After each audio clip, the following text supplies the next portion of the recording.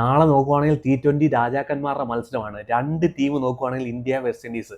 രണ്ടുപേര് നോക്കുവാണെങ്കിൽ T20യുടെ രാജാക്കന്മാരാണ്. രണ്ട് ടീം നോക്കുവാണെങ്കിൽ രണ്ട് വട്ടം T20യുടെ വിശ്വകിരീടം നേടിയിട്ടുണ്ട്. സോ നാളെ കൊൽക്കത്തയുടെ മണ്ണിൽ തീ പാറുന്ന ഒരു പ്രകടനമായിരിക്കും നാളെ നടക്കാൻ പോകുന്നത്. നാളെ നോക്കുവാണെങ്കിൽ ഒരു ക്വാർട്ടർ ഫൈനലിന് സമാനമായ ഒരു മത്സരമാണ് നാളെ നടക്കാൻ പോകുന്നത്. ഏത് ടീം നാളെ ജയിക്കുന്നോ അവർ നേരെ വാങ്കഡയുടെ മണ്ണിൽ പോയി, മുംബൈയുടെ മണ്ണിൽ പോയി സെമി ഫൈനൽ കളിക്കും ഇംഗ്ലണ്ടുമായിട്ട്. ഇന്ത്യക്ക് ചെറിയൊരു കണക്ക് തീർക്കാനുണ്ട്. വാങ്കഡയിലോട്ട് പോകുന്നതിന് മുമ്പ് 2016 T20 വേൾഡ് കപ്പിന് ഇന്ത്യയെ മുട്ടുകുത്തിച്ച ടീമാണ് വെസ്റ്റ് ഇൻഡീസ്. സോ നാളെയാണ് ഇന്ത്യയുടെ ടൈം. കിട്ടിയത് നാളെ ഇന്ത്യൻ ടീം തിരിച്ചു കൊടുക്കുക. 2016 എവിടെയാണോ നമ്മൾ പുറത്തായത്, വാങ്കഡയിലോട്ട് പോകാനുള്ള ടിക്കറ്റ് ഇന്ത്യൻ ടീം ബുക്ക് ചെയ്യണമെന്നാണ് ഞാൻ പറയുന്നത്. പിന്നെ രണ്ട് പേരാണ് ഞാനിപ്പോൾ ഉറ്റു നോക്കുന്നത്, ഹാർദിക് പാണ്ഡ്യയും ബുംറയും. നിങ്ങൾ രണ്ടുപേരും 2016 വേൾഡ് കപ്പ് കളിച്ചവരാണ്. സോ നിങ്ങൾക്ക് കിട്ടിയ ഒരു അവസരമാണ് റിവഞ്ച് തിരിച്ചു കൊടുക്കാൻ വേണ്ടി. ബുംറ നോക്കുവാണെങ്കിൽ ബോളിംഗ് നല്ലൊരു ഫോമിലാണ്. ഹാർദിക് പാണ്ഡ്യ നോക്കുവാണെങ്കിൽ ബാറ്റിങ്ങിൽ ഫോമിലേക്ക് തിരിച്ചു വരുന്നു, ബോളിംഗ് നല്ലപോലെ ചെയ്യുന്നുണ്ട്. സോ കിട്ടിയത് കൊൽക്കത്തയുടെ മണ്ണിൽ വെസ്റ്റ് ഇൻഡീസിന്റെ ഫേവറേറ്റ് ഗ്രൗണ്ടുകൾ ഒന്നാണ്. 2016 കാർലോസ് ബ്രാത്ത്വേറ്റ് നേടിക്കൊടുത്ത കിരീടമായിട്ടാണ് വെസ്റ്റ് ഇൻഡീസ് ഇപ്പോൾ നിൽക്കുന്നത്. ആ ഒരു മത്സരം ഇപ്പോഴും മറക്കാൻ കഴിയത്തില്ല. കാർലോസ് ബ്രാത്ത്വേറ്റ് ബെൻ സ്റ്റോക്കിന്റെ ആ ഒരു വിൻറ്റേജ് ടൈമിൽ അടിച്ച 4 6 കിടിലം മത്സരമായിരുന്നു കേട്ടാ. അവിടെ ഇംഗ്ലണ്ടിനെ തോൽപ്പിച്ച് വിശ്വകിരീടം നേടിയ ടീമാണ് വെസ്റ്റ് ഇൻഡീസ്. അവരെ പരാജയപ്പെടുത്തുവാൻ, പ്രതികാരം വീട്ടാൻ കിട്ടിയ നല്ലൊരു അവസരം ഇന്ത്യൻ ടീമും ബ്യൂട്ടിഫുൾ ആയിട്ട് യൂട്ടിലൈസ് ചെയ്യുമെന്ന് ഞാൻ വിചാരിക്കുന്നു. പിന്നെ പിച്ചിലോട്ട് വരുവാണെങ്കിൽ കൊൽക്കത്തയുടെ പിച്ച് വെസ്റ്റ് ഇൻഡീസ് ടീമിനെ സംബന്ധിച്ചിടത്തോളം വളരെ അഡ്വാൻറ്റേജ് ഉള്ള ഒരു പിച്ചാണ്. ചെറിയ ബൗണ്ടറീസ് ആണ്, ഫ്ലാറ്റ് പിച്ചസ് ആണ്, റൺസ് ഒഴുകുന്ന പിച്ചസ് ആണ്. ഗ്രൂപ്പ് സ്റ്റേജിനകത്ത് ഒരു മത്സരം അവരവിടെ കളിച്ചിട്ടുണ്ട്, സ്കോട്ട്ലാൻഡിനെതിരെ. ആദ്യം ബാറ്റ് ചെയ്ത വെസ്റ്റ് ഇൻഡീസ് 182 റൺസ് എടുത്തു. സ്കോട്ട്ലാൻഡിനെ 147 റൺസിന് പരാജയപ്പെടുത്തിയ ഒരു ടീമാണ് വെസ്റ്റ് ഇൻഡീസ്. സോ കൊൽക്കത്തയിൽ ഗ്രൂപ്പ് സ്റ്റേജിനകത്ത് അവിടെ മത്സരങ്ങൾ കളിച്ചിട്ടുണ്ട്. സോ അതിൻ്റെ ഒരു അഡ്വാൻറ്റേജ് വെസ്റ്റ് ഇൻഡീസ് ടീമിനെ സംബന്ധിച്ചിടത്തോളം ഉണ്ട്. പിന്നെ ഇന്ത്യൻ ടീമിനെ സംബന്ധിച്ചിടത്തോളം 2011 മുതൽ 2026 വരെ നോക്കുവാണെങ്കിൽ ഇന്ത്യ 9 മത്സരങ്ങൾ അവിടെ കളിച്ചിട്ടുണ്ട്. അത് 8 കളി ഇന്ത്യ ജയിച്ചു, ഒരു കളി ഇന്ത്യ പരാജയപ്പെട്ടിട്ടുണ്ട് ഇംഗ്ലണ്ടുമായിട്ട്. നോക്കുവാണെങ്കിൽ ബാക്കിയുള്ള 8 കളി ഇന്ത്യ അവിടെ ജയിച്ചിട്ടുണ്ട്. 2 പ്രാവശ്യം വെസ്റ്റ് ഇൻഡീസിനെ കൊൽക്കത്തയുടെ മണ്ണിൽ വെച്ച് ഇന്ത്യ പരാജയപ്പെടുത്തിയിട്ടുണ്ട്. 182 റൺസ് ഇന്ത്യ ഡിഫെൻഡ് ചെയ്തു. മറ്റൊരു കളിയിൽ വെസ്റ്റ് ഇൻഡീസുമായിട്ട് 162 റൺസ് ഇന്ത്യ ചേസ് ചെയ്തിട്ടുണ്ട്. സോ ഇന്ത്യൻ ടീമിനെ സംബന്ധിച്ചിടത്തോളം ഒരു ഭാഗ്യ ഗ്രൗണ്ട് തന്നെയാണ്. ഒരു മത്സരമാണ് ഇന്ത്യ അവിടെ തോറ്റിട്ടുള്ളത്. ഇനി നമുക്ക് നേരെ പിച്ച് റിപ്പോർട്ടിലോട്ട് പോകാം. പിച്ച് റിപ്പോർട്ട് പുറത്തേക്ക് വരുന്നത് ബ്ലാക്ക് സോയിൽ പിച്ച് തന്നെയാണ്. അതായത് അഹമ്മദാബാദിൽ കളിച്ച പിച്ച്, അതേ പിച്ച് തന്നെയാണ് നാളെ ഒരുക്കിയിരിക്കുന്നത്. ബ്ലാക്ക് സോയിൽ പിച്ചാണ്. സോ ഹൈ സ്കോറിംഗ് മാച്ച് നടക്കുമെന്നുള്ള കാര്യത്തിൽ ഒരു സംശയമില്ല. ഇംഗ്ലണ്ടും ഇറ്റലിയും തമ്മിൽ നടന്ന മത്സരത്തിൽ ഫസ്റ്റ് ബാറ്റ് ചെയ്ത ഇംഗ്ലണ്ട് 202 റൺസ് എടുത്തു. ചേസ് ചെയ്ത ഇറ്റലി 178 റൺസേ എടുക്കാൻ കഴിഞ്ഞുള്ളൂ. പക്ഷേ വളരെ ക്ലോസ് ആയിട്ട് വന്നു ഇംഗ്ലണ്ടിനെ. ഒരു സമയത്ത് നമ്മൾ വിചാരിച്ചു ഈ മത്സരം ചിലപ്പോൾ ഇറ്റലി ജയിച്ചേക്കാമെന്ന് വരെ പ്രതീക്ഷിച്ച ഒരു മത്സരമായിരുന്നു. പിന്നെ ഈ ബ്ലാക്ക് സോയിൽ പിച്ചോട് വരുവാണെങ്കിൽ നമുക്കറിയാം, ആദ്യത്തെ ഒരു 4 ഓവർ 5 ഓവർ പേസ് ബോളർമാർക്ക് ബെനിഫിറ്റ്സ് കിട്ടുന്ന ഒരു പിച്ചാണ്. എക്സ്ട്രാ ബൗൺസ് കിട്ടും, ബോളിന് മൂവ്മെന്റ് കിട്ടും, നമുക്കറിയാം. അത് കഴിഞ്ഞ് നോക്കുവാണെങ്കിൽ ഒരു 11 ഓവർ വരെ ബാറ്റ്സ്മാൻമാരെ തുണയ്ക്കും. അത് കഴിഞ്ഞ് നോക്കുവാണെങ്കിൽ ഒരു 9 മുതൽ 8 വരെ ഓവർ നോക്കുവാണെങ്കിൽ സ്പിന്നർമാർ റോളിലോട്ട് വരും. സോ 200 അല്ലെങ്കിൽ 150 പോകുന്ന ഒരു സ്കോറിനെ പിടിച്ചു കെട്ടാൻ സ്പിന്നർമാരുടെ റോൾ അവിടെ വളരെ വലുതായിരിക്കും. അല്പം പിന്നെ പിച്ച് സ്ലോ ആവും 10 ഓവർ കഴിയുമ്പോഴത്തേന്. സോ സ്പിന്നർമാർക്ക് വലിയ ബെനിഫിറ്റ്സ് കിട്ടുമെന്നല്ല, എന്നാൽ സ്പിന്നർമാർക്ക് റോളിലോട്ട് വരാൻ കഴിയുന്ന ഒരു പിച്ച് തന്നെയാണ്. പിന്നെ വരുൺ ചക്രവർത്തി എന്ന് പറയുന്ന ഒരു ലോക്കൽ ബോയ്, KKRന് വേണ്ടി കളിച്ചിട്ടുള്ള ഒരു ലോക്കൽ ബോയ്. അതുപോലെ തന്നെ ഗൗതം ഗംഭീറിന്റെ തട്ടകമാണ്, KKRന്റെ തട്ടകമാണ്. സോ ഇന്ത്യൻ ടീമിനെ സംബന്ധിച്ചിടത്തോളം ഇന്ത്യൻ ടീമിന് ഈ പിച്ചിനെ കുറിച്ച് നല്ലവണ്ണം അറിയാം, ഗൗതം ഗംഭീറിനും വരുൺ ചക്രവർത്തിക്കൊക്കെ. പിന്നെ ടോസിലോട്ട് വരുവാണെങ്കിൽ ഡ്യൂ ഒരു ഫാക്ടർ തന്നെയാണ്. നമ്മൾ നോക്കുവാണെങ്കിൽ ചെന്നൈയിലും അഹമ്മദാബാദിലും ഡ്യൂ ഇല്ലായിരുന്നു. സോ കൊൽക്കത്തയിലോട്ട് വരുമ്പോഴത്തേനും പിച്ച് റിപ്പോർട്ട് പുറത്തേക്ക് വരുന്ന പ്രകാരം ഡ്യൂ ഉണ്ടെന്നാണ് അവിടുത്തുള്ള മാധ്യമപ്രവർത്തകരെല്ലാം റിപ്പോർട്ട് ചെയ്യുന്നത്. ലാസ്റ്റ് 2 ദിവസമായിട്ട് ഡ്യൂ ഉണ്ട്. സോ ഇന്ത്യ വെസ്റ്റ് ഇൻഡീസ് മത്സരത്തിനകത്തും ഡ്യൂ വരാനുള്ള ചാൻസ് കൂടുതലാണ്. നമുക്ക് അവിടുത്തെ ഒരു റെക്കോർഡ് നോക്കുവാണെങ്കിൽ ബാറ്റിംഗ് ഫസ്റ്റ് 40% വിജയിച്ചിട്ടുണ്ട്, ബാറ്റിംഗ് സെക്കൻഡ് 60% അവിടെ ജയിച്ചിട്ടുണ്ട്. സോ അവിടുത്തെ ഒരു കണക്ക് പ്രകാരം ബാറ്റിംഗ് സെക്കൻഡ് ഡ്യൂ ഉണ്ടെങ്കിൽ ബാറ്റിംഗ് സെക്കൻഡ് ചെയ്യുന്നത് തന്നെ ആയിരിക്കും ഏറ്റവും നല്ലത്. ചേസ് ഓൺ ആണ് ആ ഒരു ഗ്രൗണ്ടിൽ ഡ്യൂ ഉണ്ടെങ്കിൽ. സോ അറിയില്ല ഇന്ത്യൻ ടീമിനെ സംബന്ധിച്ചിടത്തോളം ടോസ് കിട്ടിക്കഴിഞ്ഞാൽ ചേസ് ചെയ്യാനുള്ള കോൺഫിഡൻസ് ഇന്ത്യൻ ടീമിനുണ്ടോ എന്ന്. ബയലാട്ടർ സീരീസിനകത്തൊക്കെ നോക്കുവാണെങ്കിൽ ഇന്ത്യ ചേസ് ചെയ്യാൻ വേണ്ടി പോകുന്നു. പക്ഷേ ICC ഇവന്റിലോട്ട് വരുമ്പോഴത്തേന് സൂര്യകുമാർ യാദവിന് ചേസ് ചെയ്യാൻ വേണ്ടി ചെറിയൊരു തടസ്സമുണ്ട്. നമ്മൾ ചേസ് ചെയ്ത ഒരു കളി പരാജയപ്പെട്ടു. സോ ടോസ് ഒരു മെയിൻ ഫാക്ടറാണ്. കാത്തിരുന്ന് കാണാം സൂര്യകുമാർ യാദവിന് ടോസ് കിട്ടുവാണെങ്കിൽ എന്താണ് എടുക്കുന്നത് എന്നുള്ളത്. പിന്നെ T20 വേൾഡ് കപ്പിലെ ഹെഡ് ടു ഹെഡ് കൊണ്ടൊന്ന് പരിശോധിച്ച് പോവുക. ഇന്ത്യൻ ടീമിനെ സംബന്ധിച്ചിടത്തോളം അത്ര ശുഭമായ ഒരു കാര്യമല്ല T20 വേൾഡ് കപ്പിൽ വെസ്റ്റ് ഇൻഡീസുമായിട്ട് കളിക്കുക എന്ന് വെച്ചാൽ. മൊത്തത്തിൽ 4 കളി കളിച്ചിട്ടുണ്ട്. അതിൽ 3 കളിയും വെസ്റ്റ് ഇൻഡീസ് ജയിച്ചു. ഇന്ത്യക്ക് കേവലം 1 കളി മാത്രമേ ജയിക്കാൻ കഴിഞ്ഞുള്ളൂ. ചെറിയൊരു അഡ്വാൻറ്റേജ് വെസ്റ്റ് ഇൻഡീസിന് ഈ കാര്യത്തിനകത്തുണ്ട്. പക്ഷേ ബയലാട്ടറൽ സീരീസിനകത്ത് ഇന്ത്യ വെസ്റ്റ് ഇൻഡീസിനെ പിടിച്ചിട്ടുണ്ട്. അത് വെച്ചിട്ട് ഇന്ത്യക്ക് കയറാൻ കഴിയുമെന്നാണ് പൂർണ്ണമായിട്ട് വിശ്വസിക്കുന്നത്. പിന്നെ ഇന്ത്യൻ ടീമിലോട്ട് പോവുകയാണെങ്കിൽ സൗത്ത് ആഫ്രിക്കയ്ക്കെതിരെ ഒരു അടി കിട്ടിയായിരുന്നു. സൂപ്പർ 8ൽ ഇന്ത്യ ഒരു ബെസ്റ്റ് പെർഫോമൻസ് കാഴ്ചവെച്ചില്ല. എന്നാൽ സിംബാബ്വെക്കെതിരെ നോക്കുവാണെങ്കിൽ ഇന്ത്യയുടെ ബാറ്റിംഗ് ഓർഡറിനകത്ത് വരുത്തിയ മാറ്റം അത് സൂപ്പറായിട്ട് ക്ലിക്കായെന്ന് പറയാം. നല്ല ഒരു മാറ്റം ഉണ്ടായിരുന്നു ഇന്ത്യൻ ടീമിനകത്ത്. ഓഫ് ബ്രേക്ക് ബോളർമാർ വന്ന് വിക്കറ്റ് എടുത്തില്ല. ലെഫ്റ്റ് ഹാൻഡ്മാരുടെ കൺസേൺ ഇല്ലായിരുന്നു. കറക്റ്റായിട്ട് ഓരോ പ്ലേയേഴ്സിനെ യൂട്ടിലൈസ് ചെയ്തു. സഞ്ജു സാംസനെ ഓപ്പണിങ്ങിൽ കൊണ്ടുവരുന്നു. അതുപോലെ തന്നെ അഭിഷേക് ശർമ്മ ഓപ്പൺ ചെയ്യുന്നു. ഇഷാൻ കിഷനെ നമ്പർ 3 കൊണ്ടുവരുന്നു. Suryakumar number 4, Hardik Pandya number 5, number 6 Tilak വർമ്മയെ കൊണ്ടുവരുന്നു. സോ അത് നോക്കുവാണെങ്കിൽ നല്ലപോലെ ഗുണം ചെയ്തു ഇന്ത്യൻ ടീമിനെ സംബന്ധിച്ചിടത്തോളം. റിങ്കു സിംഗിന് പകരമായിട്ട് ഇൻഫോം ബാറ്ററായ ശിവൻ ദുബെയും നമ്പർ 7 ബാറ്റ് ചെയ്യാനുണ്ട്. അക്ഷർ പട്ടേൽ എന്ന് പറഞ്ഞ ഒരു ഓൾറൗണ്ടർ നമ്മുടെ കയ്യിലുണ്ട്. സോ ബാറ്റിംഗ് നോക്കുവാണെങ്കിൽ ഒരുപാട് പോസിറ്റീവ് കഴിഞ്ഞ കളി നമുക്ക് കാണാൻ കഴിഞ്ഞു. ആ ഒരു ബാറ്റിംഗ് ഓർഡറിൽ വരുത്തിയ ഒരു changes. First of all Sanju Samson കഴിഞ്ഞ കളി കൊടുത്ത ഒരു സ്റ്റാർട്ട് ഉണ്ടല്ലോ, സൂപ്പർ ഒരു സ്റ്റാർട്ട് സഞ്ജു സാംസന് കൊടുക്കാൻ കഴിഞ്ഞു. പക്ഷേ സഞ്ജു സാംസൺ റണ്ണിനെ കൺവേർട്ട് ചെയ്യാൻ കഴിഞ്ഞില്ല.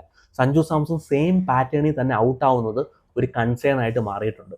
അതായത് ഇംഗ്ലണ്ടിനെതിരെ ഷോർട്ട് പിച്ച് ബോളിൽ ഔട്ടായത് അതേ രീതിയിൽ തന്നെയാണ് നമീബിക്കെതിരെ ഔട്ടായത്. സെയിം ടിപ്പിക്കൽ രീതിയിലാണ് സിംബാബ്വെക്കെതിരെ ഔട്ടായത്. അവരുടെ ഫീൽഡ് പ്ലേസ്മെന്റ് നോക്കണമായിരുന്നു. സഞ്ജു സാംസൺ നോക്കുവാണെങ്കിൽ ഗ്യാപ്പ് കറക്റ്റ് അനലൈസ് ചെയ്യാൻ കഴിയാത്ത രീതിയിൽ ഔട്ടായി പോകുന്നു. ഡീപ്പിൽ ക്യാഷ് കൊടുത്തിട്ട് ഔട്ടായി പോകുന്നു. അതായത് ഡീപ്പിനകത്തും സ്ക്വയറിനകത്തും ഫീൽഡർമാരെ ഇട്ടിട്ട് ഹാർഡ് ലെഗ് ഡെലിവറിയിൽ അല്ലെങ്കിൽ ഷോർട്ട് പിച്ച് ഡെലിവറിയിൽ സഞ്ജു സാംസണെതിരെ വിക്കറ്റ് എടുക്കുന്നു. കഴിഞ്ഞ കളി നോക്കുവാണെങ്കിൽ ഷോർട്ട് പിച്ച് ഡെലിവറി അല്പം പേസ് ഓഫ് ചെയ്താൽ ബോൾ ചെയ്തത്. അങ്ങനെ സഞ്ജു സാംസന് വിക്കറ്റ് എടുക്കാൻ കഴിഞ്ഞു. സോ ഒരേ പാറ്റേണിൽ സഞ്ജു ഔട്ട് ആവുന്ന രീതി മാറ്റി വെക്കുക. സഞ്ജു നല്ലൊരു സ്റ്റാർട്ട് കൊടുക്കുന്നുണ്ട്. പക്ഷേ ഷോർട്ട് ബോൾ ഡെലിവറി വരുമ്പോഴത്തേന് സഞ്ജു സ്ട്രഗിൾ ചെയ്യുന്നു. അടുത്ത കളി ഇന്ത്യക്ക് ഇവിടെ നിന്ന് ജയിച്ച് വാങ്കഡയിലോട്ട് പോവുകയാണെങ്കിൽ അവിടെ ഫേസ് ചെയ്യേണ്ടത് ജോഫ് ആർച്ചറെയാണ്. സഞ്ജു സാംസനെ ഇന്ത്യയുടെ മണ്ണിൽ എക്സ്പോസ് ചെയ്ത ജോഫ് ആർച്ചർ ഉണ്ട്. സോ സഞ്ജു അല്പം കൂടെ ബെറ്റർ ആയിട്ട് സെയിം പാറ്റേണിൽ ഔട്ട് ആവാതെ ഷോർട്ട് സെലക്ഷൻ അല്പം കൂടെ ഒന്ന് ബെറ്റർ ആക്കുക, ഗ്യാപ്പ് കറക്റ്റ് കണ്ടെത്തി കളിക്കാൻ സഞ്ജുവിന് കഴിയുവാണെങ്കിൽ ഇന്ത്യക്ക് നല്ലൊരു സ്റ്റാർട്ട് കിട്ടാൻ കഴിയും. അതുപോലെ തന്നെ മറ്റൊരു കൺസേൺ എന്ന് പറഞ്ഞാൽ ഇഷാൻ കിഷന് നല്ലൊരു സ്റ്റാർട്ട് കിട്ടുന്നുണ്ട്. പക്ഷേ ഓഫ് ബ്രേക്ക് ബോളർമാരുടെ മുമ്പിൽ പിന്നെയും ഔട്ട് ആവുന്ന രീതി. കഴിഞ്ഞ കളി നോക്കുവാണെങ്കിൽ ഓഫ് ബ്രേക്ക് ബോളറായ സിക്കന്ദർ റാസയ്ക്ക് വിക്കറ്റ് കൊണ്ട് കൊടുത്തു. നല്ലൊരു സ്റ്റാർട്ട് കിട്ടി. ബോൾ ടോസ് ചെയ്തെറിയുന്നവർ ഔട്ട് സൈഡ് ദ ഓഫ് സ്റ്റമ്പിൽ. ലെഗ് സൈഡിൽ നോക്കുവാണെങ്കിൽ ഇഷാൻ കിഷന് കൊടുക്കുന്നതേ ഇല്ല. So outside the off സ്റ്റമ്പിൽ വരുന്ന ബോളിനെ എങ്ങനെയാണ് ഇഷാൻ കിഷൻ ടാക്കിൾ ചെയ്യാൻ പോകുന്നത്? സോ അടുപ്പിച്ച് നോക്കുവാണെങ്കിൽ 3 കളിയിലും Ishan Kishan right hand off break ബോളർമാർക്കെതിരെ ഔട്ട് ആവുന്നു. നാളെ അവർ പിന്നെയും ചേസിന് ഇടാനുള്ള ചാൻസ് കൂടുതലാണ്. ആ ഒരു റൈറ്റ് ഹാൻഡ് ഓഫ് ബ്രേക്ക് ബോളറാണ്. അഖിൽ ഹുസൈനെ നാളെ മേ ബി അവർ കളിപ്പിക്കാനുള്ള ചാൻസ് കുറവാണ്. ഒരുപാട് ലെഫ്റ്റ് ഹാൻഡർമാരുണ്ടായതുകൊണ്ട്. സോ ചേസിന്റെ റെക്കോർഡ് നോക്കുവാണെങ്കിൽ ഇന്ത്യൻ ബാറ്റ്സ്മാൻമാർക്കെതിരെ ബെറ്ററാണ്. പിന്നെ അഭിഷേക് ശർമ്മ ബാക്ക് ടു ഫോമിലോട്ട് വരുന്നുണ്ട്. പക്ഷേ ബോഡി ടു ബോഡിയിലാണ് അവർ ബോൾ ചെയ്യുന്നത്. ഒന്നീ നീ ഔട്ട് ആവും അല്ലെങ്കിൽ അടിച്ച് 6 കളയുന്ന രീതിയിലാണ് സിംബാബ്വെ ആണെങ്കിലും അഭിഷേക് ശർമ്മയ്ക്കെതിരെ ബോൾ ചെയ്തു. സോ എങ്ങനെയാണ് അതിനെ ടാക്കിൾ ചെയ്യാൻ പോകുന്നത് Abhishek Sharma? Body to body വരുന്ന ബോൾ അല്ലെങ്കിൽ ഫുൾ ലെങ്ത് ഡെലിവറി പാഡിൽ എറിയുന്നത്. സോ അതിനെ അഭിഷേക് ശർമ്മ എങ്ങനെ ടാക്കിൾ ചെയ്യാൻ കഴിയുമെന്ന് കണ്ടറിയണം. പക്ഷേ ഒരു കോൺഫിഡൻസ് അഭിഷേക് ശർമ്മയ്ക്ക് കഴിഞ്ഞ കളിയോടെ കിട്ടിയിട്ടുണ്ട്. ഒരു ഹാഫ് സെഞ്ചുറി എടുക്കാൻ അഭിഷേക് ശർമ്മയ്ക്ക് കഴിഞ്ഞു. സോ അത് ഇന്ത്യൻ ടീമിനെ സംബന്ധിച്ചിടത്തോളം ഒരു പോസിറ്റീവ് ഘടകമാണ്. പിന്നെ ബാറ്റിംഗിൽ നോക്കുവാണെങ്കിൽ ഹാർദിക് പാണ്ഡ്യ ഫോമിലേക്ക് തിരിച്ചു വരുന്നു. തിലക് വർമ്മ ഫോമിലേക്ക് തിരിച്ചു വരുന്നു. ശിവൻ ദുബെയുടെ ഫോം. സോ ഓവറോൾ ബാറ്റിംഗിൽ നോക്കുവാണെങ്കിൽ ഇന്ത്യക്ക് അല്പം എഡ്ജ് കൂടുതലാണ്. ഇന്ത്യ ഫസ്റ്റ് ബാറ്റ് ചെയ്യുകയാണെങ്കിലും ചേസ് ചെയ്യുകയാണെങ്കിലും ഇന്ത്യക്ക് ഒരു മെന്റൽ പ്രഷർ ഇല്ലാതെ ആ സ്കോർ ചേസ് ചെയ്യാൻ അല്ലെങ്കിൽ ഒരു സ്കോർ സെറ്റ് ചെയ്യാൻ കഴിയുമെന്ന് ഞാൻ പൂർണ്ണമായിട്ട് വിശ്വസിക്കുന്നു. പിന്നെ ഇന്ത്യൻ ടീമിന്റെ ബോളിങ്ങിലോട്ട് വരുവാണെങ്കിൽ വെസ്റ്റ് ഇൻഡീസിനെ കമ്പയർ ചെയ്യുമ്പോഴത്തേക്കും നല്ലൊരു ബോളിംഗ് സൈഡ് തന്നെയാണ്. പക്ഷേ കഴിഞ്ഞ കളി നോക്കുവാണെങ്കിൽ ബുംറയെ പവർ പ്ലേക്കകത്ത് ബോളിംഗ് കൊടുക്കുന്നത് നമ്മൾ കണ്ടില്ല. പുതിയ ബോൾ ബുംറയ്ക്ക് കൊടുക്കുക. പവർ പ്ലേക്കകത്ത് വിക്കറ്റ് കിട്ടുവാണെങ്കിൽ 2 ഓവർ കൊടുക്കുക. ഓക്കെ, വിക്കറ്റ് ഒന്നും പോകുന്നില്ല എങ്കിൽ പവർ പ്ലേക്കകത്ത് 1 ഓവർ കൊടുക്കുക. കഴിഞ്ഞ കളി സിംബാബ്വെ നോക്കുവാണെങ്കിൽ പവർ പ്ലേക്കകത്ത് 46 റൺസ് അവരെടുത്തു. വലിയ റൺസ് എടുത്തെന്നല്ല, പക്ഷെ പവർ പ്ലേക്കകത്ത് വിക്കറ്റ് പോകുന്നില്ല. സൗത്ത് ആഫ്രിക്കയെതിരെ നമ്മൾ കണ്ടു 3 വിക്കറ്റ് എടുത്തു കഴിഞ്ഞു. ബുംറയും വരുൺ ചക്രവർത്തിയും അല്പം ഒന്ന് ഓഫ് ആയപ്പോഴത്തേന് അല്ലെങ്കിൽ അവർക്ക് ഓവർ കിട്ടാതെ വന്നപ്പോഴത്തേന് സ്കോർ കൺവേർട്ട് ചെയ്യുന്നത് കണ്ടു നമ്മൾ. ഇന്ത്യൻ ടീമിനെ സംബന്ധിച്ചിടത്തോളം പവർ പ്ലേക്കകത്ത് പ്രത്യേകിച്ച് വെസ്റ്റ് ഇൻഡീസിന്റെ വിക്കറ്റ് ഇമ്പോർട്ടൻ്റ് ആണ്. അർഷ്ദീപ് സിംഗിന്റെ കൂടെ ബുംറ ഓപ്പൺ ചെയ്യുക. 1 ഓവർ അല്ലെങ്കിൽ 2 ഓവർ, 1 ഓവർ വിക്കറ്റ് കിട്ടുവാണെങ്കിൽ 2 ഓവർ കൊടുക്കുക. പിന്നെ ഹാർദിക് പാണ്ഡ്യയെ കൊണ്ടുവരിക. അതായിരിക്കും ഏറ്റവും നല്ലൊരു സ്ട്രാറ്റജി. പിന്നെ ഇന്ത്യൻ ടീമിന്റെ ആരാണ് 6 ബോളർ എന്നുള്ളൊരു വലിയൊരു കൺസേൺ ആണ്. സൂര്യകുമാർ യാദവിനെ സംബന്ധിച്ചിടത്തോളം, ഇന്ത്യൻ ടീമിനെ സംബന്ധിച്ചിടത്തോളം, നമ്മളെ സംബന്ധിച്ചിടത്തോളം ഏതെങ്കിലും ബോളർമാർ വരുൺ ചക്രവർത്തി, അക്ഷർ പട്ടേൽ, ബുംറ, ഹാർദിക് പാണ്ഡ്യ, അർഷ്ദീപ് സിംഗ് 5 ബോളർമാരുണ്ട് പ്രോപ്പർ. ഇതിൽ ഏതെങ്കിലും ഒരു ബോളർമാർ ഓഫായി പോയി കഴിഞ്ഞാൽ സൗത്ത് ആഫ്രിക്കയെതിരെ നമ്മൾ കണ്ടു. വരുൺ ചക്രവർത്തി ഓഫ് ആയപ്പോഴത്തേന് ശിവൻ ദുബെയെ കൊണ്ടുവരുന്നു, അടി വാങ്ങിച്ചു കൊടുക്കുന്നു. കഴിഞ്ഞ കളിയിൽ ശിവൻ ദുബെയെ കൊണ്ടുവരേണ്ട ഒരു ആവശ്യമില്ലായിരുന്നു. കൊണ്ടുവരുന്നു, അടി വാങ്ങിച്ചു കൊടുക്കുന്നു. 2 ഓവറിൽ ഏകദേശം 42 റൺസാണെന്ന് തോന്നുന്നു ശിവൻ ദുബെ അടിച്ചത്. ഒരു ഓവറിനകത്ത് ശിവൻ ദുബെ 26 റൺസ് അടിച്ചു. ഈ സീരീസ് മൊത്തത്തിൽ നോക്കുവാണെങ്കിൽ 6 ഓവറിൽ 111 റൺസാണ്ട് ശിവൻ ദുബെ അടിച്ചു. സൂര്യകുമാർ യാദവ് ശിവൻ ദുബെ എക്സ്പോസ് ആക്കി. ആവശ്യമില്ലാത്ത സമയത്തൊക്കെ ബോളിംഗ് കൊണ്ട് കൊടുത്ത് ശിവൻ ദുബെ ഇത്രയേ ഉള്ളെന്ന് എതിർ ടീമിന് നമ്മൾ പറഞ്ഞു കൊടുത്തു. ഒരാവശ്യമില്ലാത്ത സാഹചര്യത്തിൽ മേ ബി പ്രഷർ സിറ്റുവേഷനിൽ കളിക്കുന്ന രീതിയും പ്രഷർ ഇല്ലാത്ത സിറ്റുവേഷനിൽ കളിക്കുന്ന രീതിയും വ്യത്യാസം ഉണ്ടായിരിക്കും. സിംബാബ്വെക്കെതിരെ നോക്കുവാണെങ്കിൽ പ്രഷർ ഇല്ലാത്തൊരു സിറ്റുവേഷൻ ആയിരുന്നു. അവർക്ക് സ്കോർ ചെയ്യേണ്ട ഒരു സാഹചര്യം ഉണ്ടായിരുന്നു. ശിവൻ ദുബെയെ കൂട്ട് ഒരു 110, 115 അല്ലെങ്കിൽ 120 സ്പീഡ് എറിയുന്ന ഒരു ബോളറെ അവർ അറ്റാക്ക് ചെയ്ത്. അതുപോലെ തന്നെ അഭിഷേക് ശർമ്മയും തിലക് വർമ്മ എന്ന് പറഞ്ഞൊരു ഓപ്ഷൻ ഉണ്ട്. പക്ഷേ ഫ്ലാറ്റ് പിച്ചിൽ ഇവരൊക്കെ എത്രമാത്രം എഫക്റ്റീവ് ആകും? അക്ഷർ പട്ടേൽ എറിയുന്ന പോലെ, വരുൺ ചക്രവർത്തി എറിയുന്ന പോലെ ഇവർക്കൊക്കെ എറിയാൻ കഴിയും എന്നുള്ള കാര്യത്തിൽ ഒരു സംശയമാണ്. സോ ഇന്ത്യൻ ടീമിനെ സംബന്ധിച്ചിടത്തോളം 6 ബോളിംഗ് ഓപ്ഷൻ ചെറിയൊരു കൺസേൺ ഉണ്ട്. അതുപോലെ തന്നെ വരുൺ ചക്രവർത്തിയുടെ ഒരു ഫോം, ഗ്രൂപ്പ് സ്റ്റേജ് നോക്കുവാണെങ്കിൽ വരുൺ ചക്രവർത്തി ബ്യൂട്ടിഫുൾ ആയിട്ട് ബോൾ ചെയ്തു. അപ്പം നോക്കുവാണെങ്കിൽ സൂര്യകുമാർ യാദവിന് 3 ഓവർ കൊടുത്താൽ മതിയായിരുന്നു. Varun Chakravarthy out of form ആയപ്പോഴത്തേന് 4 over കൊടുക്കണം. സൗത്ത് ആഫ്രിക്കയ്ക്കെതിരെയും സിംബാബ്വെക്കെതിരെ നോക്കുവാണെങ്കിൽ വരുൺ ചക്രവർത്തി ആ ഒരു അപ് ടു ദ മാർക്ക് എത്തിയില്ല. വരുൺ ചക്രവർത്തിയുടെ ബോൾ ഗൂഗിൾ കറക്റ്റായിട്ട് വീഴുന്നില്ല, ലെങ്ത് കറക്റ്റായിട്ട് കിട്ടുന്നില്ല, ഒരുപാട് ബോൾ ഷോർട്ട് പിച്ചായിട്ട് വരുവാണ്. സോ വരുൺ ചക്രവർത്തിയുടെ ഒരു 4 ഓവർ അല്ലെങ്കിൽ ഇന്ത്യൻ സ്പിന്നർമാരുടെ ഒരു 4 ഓവറാണ് വളരെ ക്രൂഷ്യൽ. പ്രത്യേകിച്ച് കൊൽക്കത്തയുടെ പിച്ചിൽ 10 ഓവർ കഴിഞ്ഞിട്ട് ആണ് സ്കോർ അല്പം ഒന്ന് സ്ലോ ആകുന്നത്. പിച്ച് അല്പം ഒന്ന് ഡ്രൈ ആകുമ്പോഴത്തേനും സ്പിന്നർമാർ റോളിലോട്ട് വരും. സോ വെസ്റ്റ് ഇൻഡീസ് നോക്കുവാണെങ്കിൽ സ്പിന്നർമാർക്കെതിരെ സ്ട്രഗിൾ ചെയ്യുന്ന ഒരുപാട് ബാറ്റ്സ്മാൻമാരുണ്ട്, ഒരുപാട് മാച്ചപ്പുകളുണ്ട്. സോ വരുൺ ചക്രവർത്തി ആ ഒരു ഫോമിലോട്ട് തിരിച്ചു വരണം. അത്യാവശ്യം തന്നെയാണ്. ഒരു ഫുൾ ലെങ്ത് ഡെലിവറി ആ ഒരു കറക്റ്റായിട്ടുള്ള ഗൂഗിളി വീഴുന്നില്ല, അല്ലെങ്കിൽ ബാറ്റ്സ്മാൻമാർ കറക്റ്റായിട്ട് റീഡ് ചെയ്യുന്നു വരുൺ ചക്രവർത്തിയുടെ ഗൂഗിളി. പക്ഷേ നാളെ വരുൺ ചക്രവർത്തിയുടെ തറവാട്ടിലാണ് മത്സരം നടക്കുന്നത്. തിരിച്ചു വരാൻ കഴിയട്ടെ എന്ന് പൂർണ്ണമായിട്ട് വിശ്വസിക്കുന്നു വരുൺ ചക്രവർത്തി. പിന്നെ ഇന്ത്യയുടെ ഫീൽഡിങ്ങിലോട്ട് വരുവാണെങ്കിൽ ചില ക്യാച്ചസ് ഒക്കെ കളയുന്നുണ്ട്. കഴിഞ്ഞ കളിയിലും ഇന്ത്യ ഒരു ക്യാച്ചസ് ഡ്രോപ്പ് ചെയ്തുകൊണ്ട്, അതുപോലെ തന്നെ ചില മിസ് ഫീൽഡും കാര്യങ്ങളൊക്കെ വരുന്നുണ്ട്. സോ അതൊക്കെ ഇന്ത്യക്ക് കൺട്രോൾ ചെയ്യണം. പ്രത്യേകിച്ച് ഒരു ഹൈ സ്കോറിംഗ് വെന്യൂവിൽ, അതും ചെറിയ ഗ്രൗണ്ടിൽ ഇന്ത്യക്ക് നല്ല ബെറ്റർ ഫീൽഡിങ് കാഴ്ചവെച്ചാലേ കഴിയത്തുള്ളൂ. അത് നാളെ ഇന്ത്യ കാഴ്ചവെക്കുമെന്ന് പൂർണ്ണമായിട്ട് ഞാൻ വിശ്വസിക്കുന്നു. ഇനി നേരെ നമുക്ക് വെസ്റ്റ് ഇൻഡീസിൻ്റെ ടീമിലോട്ട് പോകാം. അവിടെ അവരുടെ ബാറ്റിംഗ് പരിശോധിക്കുകയാണെങ്കിൽ ഓപ്പണിങ് അവർ സ്ട്രഗിൾ ചെയ്യുന്നുണ്ട്. ഇന്ത്യക്ക് ഏർലി ഓൺ തന്നെ ഇവർ 2 വിക്കറ്റ് എടുക്കാൻ കഴിയണം, പ്രത്യേകിച്ച് പവർ പ്ലേക്കകത്ത്. പിന്നെ നമ്പർ 3 വെസ്റ്റ് ഇൻഡീസിൻ്റെ ഒരു ചതി ഒളിച്ചിരിക്കുന്നത്. ഹിറ്റ്മെയർ നോക്കുവാണെങ്കിൽ നമ്പർ 5, നമ്പർ 6 ഒക്കെ കളിച്ചുകൊണ്ടിരുന്ന ഒരു പ്ലെയറിനെ പിടിച്ച് നമ്പർ 3 കൊണ്ടുവരുന്നു. അസാധാരണമായൊരു ഫോമിലാണ് ഹിറ്റ്മെയർ കളിച്ചുകൊണ്ടിരിക്കുന്നത്. കഴിഞ്ഞ കളി സൗത്ത് ആഫ്രിക്കയ്ക്കെതിരെ പരാജയപ്പെട്ടു, പക്ഷേ ലെഗ് സൈഡിൽ മനോഹരമായിട്ട് കളിക്കുന്ന ഒരു പ്ലെയറാണ്. സ്പിന്നർമാർക്കെതിരെ നല്ല സ്ട്രൈക്ക് റേറ്റ് ഉള്ള ഒരു പ്ലെയറാണ്.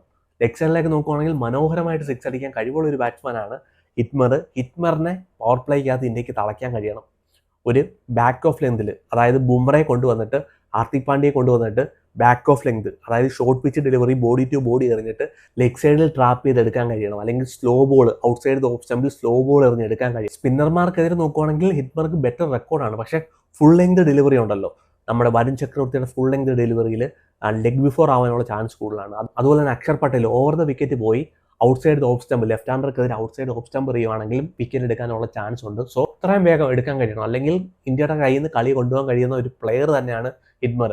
മറ്റൊരു പ്ലെയറാണ് റോമൻ പവലിനെ സംബന്ധിച്ചിടത്തോളം ഒരു അപകടകാരിയാണ്. പക്ഷേ ഒരു മാച്ചപ്പ് ഉണ്ട് ഇന്ത്യയുടെ സ്പിന്നർമാർ ബേസിസ് റോമൻ പവൽ. സ്പിന്നർമാർക്കെതിരെ സ്ട്രൈക്ക് റേറ്റും ആവറേജും വളരെ കുറവാണ്, അതും പ്രത്യേകിച്ച് ഫുൾ ലെങ്ത് ഡെലിവറിയിൽ. അവിടെ ഒരു ട്രംപ് കാർഡ് നോക്കുവാണെങ്കിൽ വരുൺ ചക്രവർത്തിയാണ്.